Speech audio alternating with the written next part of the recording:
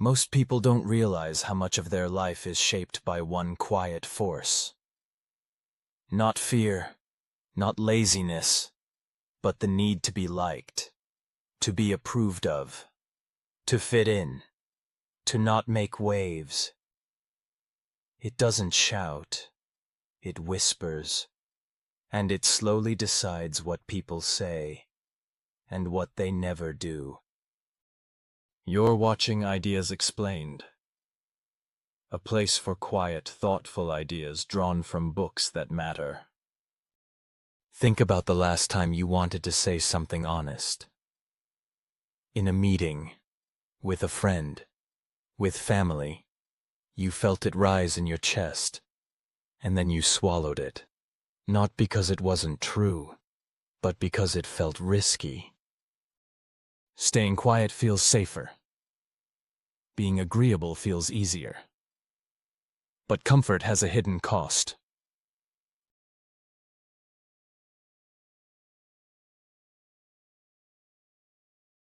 There's a book that challenges this. It's called The Courage to be Disliked. And its message is uncomfortable, yet true. You cannot live freely while trying to be liked by everyone. Freedom and approval pull in opposite directions. One asks you to be honest. The other asks you to be acceptable. There's a certain tiredness that comes from always being pleasant. Always saying yes. Always being available. Always being easy. It looks kind, but inside it slowly empties you. Rejection feels dangerous. The brain treats disapproval like a threat, even when nothing is really at risk. Approval feels like security, but it's only relief, and relief doesn't last.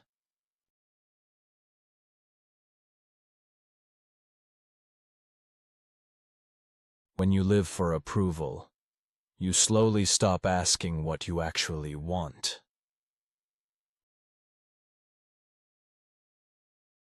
Your life doesn't belong to your parents, your boss, or strangers online. It belongs to you. At some point, living honestly will disappoint someone. That doesn't mean you're wrong. It means you stopped performing.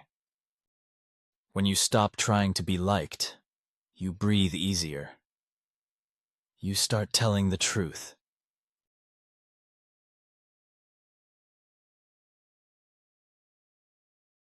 Letting go of approval feels like stepping out of a cage, even if the cage was comfortable.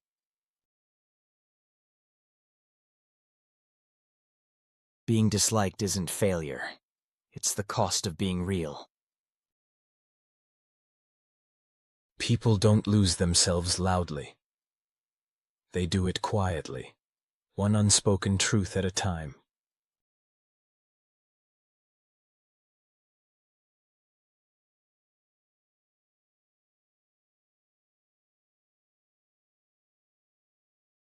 At work, this looks like nodding when you disagree, taking on more than you should, not because you believe in it, but because you don't want to be difficult.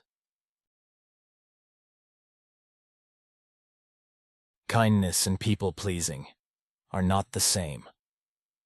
One comes from strength, the other comes from fear. Someone asks you for something. You don't want to say yes, but you do anyway. That tiny moment is where this whole struggle lives. Feeling awkward doesn't mean something bad will happen. It just means you're changing.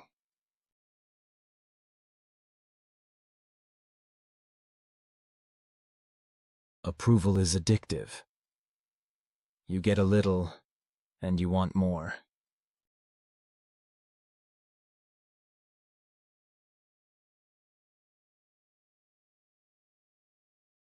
You start scanning faces, replaying conversations, always wondering if you did okay.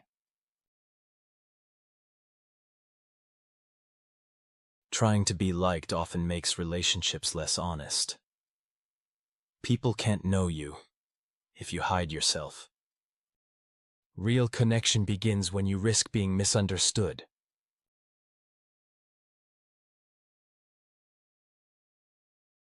You're not here to play a part for others. You're here to live a real life.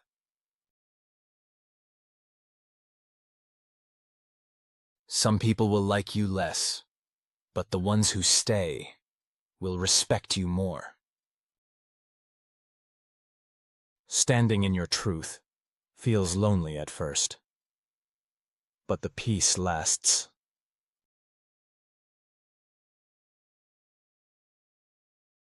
The hidden cost of wanting to be liked is losing yourself.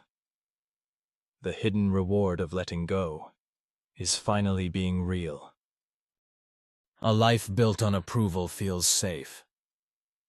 A life built on truth feels alive. Most people try to change this with willpower. They promise themselves to be more confident, to speak up more, to stop caring what people think. It rarely works, because the problem isn't motivation. It's how attention is organized. Your approach needs a quieter shift. Stop asking, "Do they approve of me?" Start asking, "Am I acting in line with what I believe is right?" That one change reorients everything. One of the most useful ideas is separating tasks. Ask one simple question: whose responsibility is this? If you speak honestly, that's your task.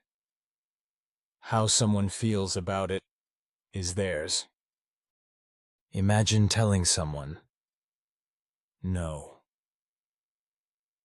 They feel disappointed, maybe even upset. That discomfort is theirs to process.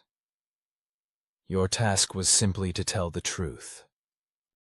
When you stop carrying other people's reactions, your mind becomes quieter. You stop performing. You start choosing. The book says, people don't actually want to be liked. They want to feel that they matter, that they contribute. So instead of asking, "Do they like me?" ask, "Am I doing something meaningful here?" Approval is unstable. Contribution is grounding.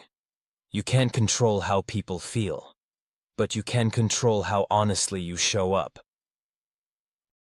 Another trap is comparison. Looking sideways to see how everyone else is doing. Rather, you need to ask a simpler question.